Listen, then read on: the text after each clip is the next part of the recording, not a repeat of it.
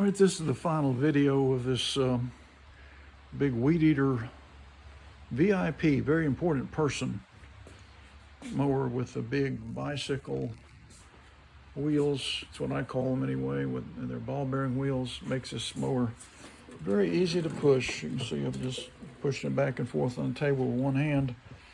I put a new spark plug in this mower. It came with a cover that was kind of redundant because it had, when I bought it, it had this on top, but it also has this metal piece here underneath. So if you put this cover on, it's just kind of redundant to have that there. So I installed the metal piece after doing all my repairs and found found one of these in my spares, and this will fit inside the fuel tank. If you've got any of these and you want to use that kind of cover on a different mower, which is what my plan is. And so this one looks okay, and Briggs did make them and sell them like this with this little thing here on the top and this plate covering all the carb linkage and all that. So I've done that. I rigged up a way to keep the handle from dropping down too far. I'm not sure if that's going to last or not, but at least when you want to turn it and push the handle down, the handle doesn't sink so far and then pull the cord out too, you know. Well, that was interesting. Let me see if I can get this thing back up there.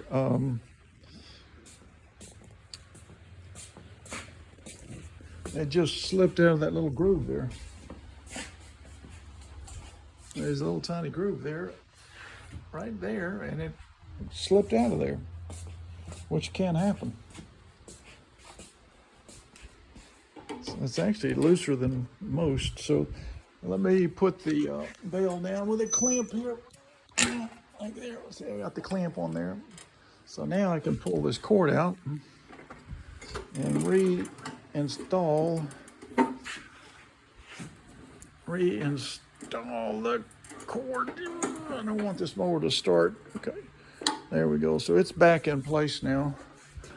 I might get a pair of pliers or something and try and close that gap a little. That's pretty wide.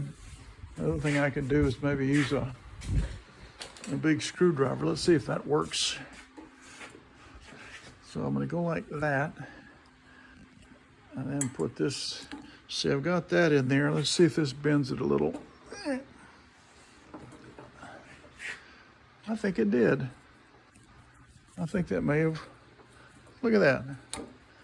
Okay, so that worked. I used some leverage on that. I may squeeze it together even more, maybe with a big pair of pliers or something. But for now, that's pretty good.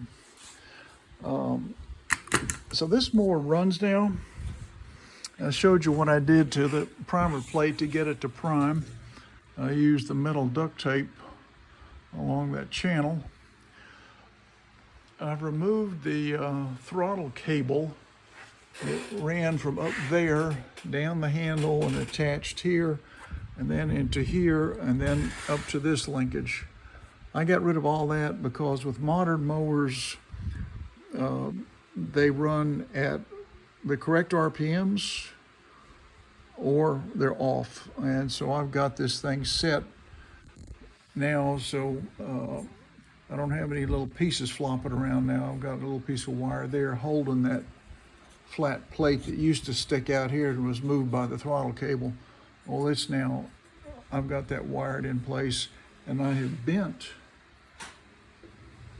this little piece right here down, see, so it was up here, so this could all move when you move the throttle cable. Well, now I've got this bent down here, and so now this is not going to move. If you try to move that, it does not move. So if I want to change the RPMs, I'm going to change it by if I push in, it will go slower. It'll be slower RPMs. If I pull it out and put more tension on the spring, it'll be faster. I did put a stronger spring that does go on quantum engines. There were different models, and there's one that they made that it's really stiff, and so that's what's on there now, instead of the one that was on there, which I didn't like how it was behaving. So you know, to get it to run their RPMs, you had to pull this thing way out, and I don't like that because you can push up into bushes or something and affect that. So now this is sort of underneath and protected by this piece. So the RPM should be good. They should be set. There's no throttle up there. It just is what it is. Controlled by moving this guy back and forth, either further out or further in.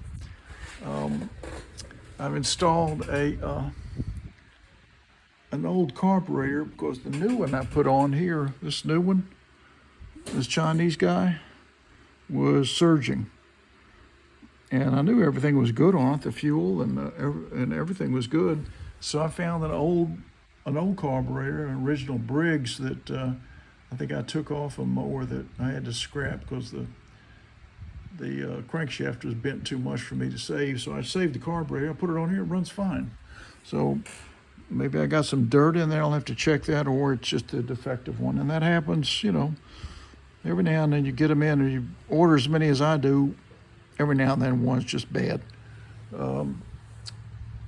They're not real expensive, so it's not a huge loss. It's going to cost me about $8 or $10 if I can't get that thing to go. So anyway, this mower runs now. It runs great. If you guys want to see it, let's get it down off the table.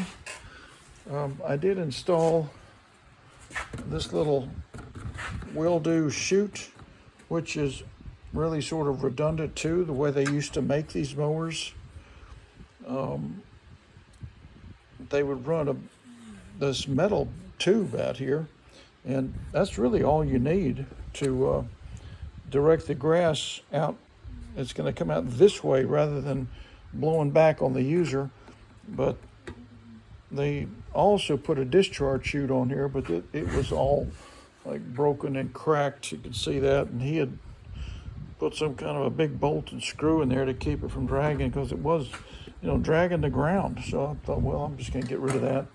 And so I put this guy on here. It's just what this is a trash can, a small office type trash can from the dollar store. Probably cost me $1 or $2, and I cut it up and make will-do discharge chutes out of them, so at least it'll sort of direct the grass more so out here. But even if I didn't have this on here, because the way this deck is designed, there's metal here, and it's not blowing back on your face, blowing up on the user. So anyway, well, you're just gonna have to trust me on this one. This mower runs absolutely perfect, and you can see I've told you about some of the changes and some of the repairs I had to make, and you can do that too. All right, stay tuned for the next one. Thank you.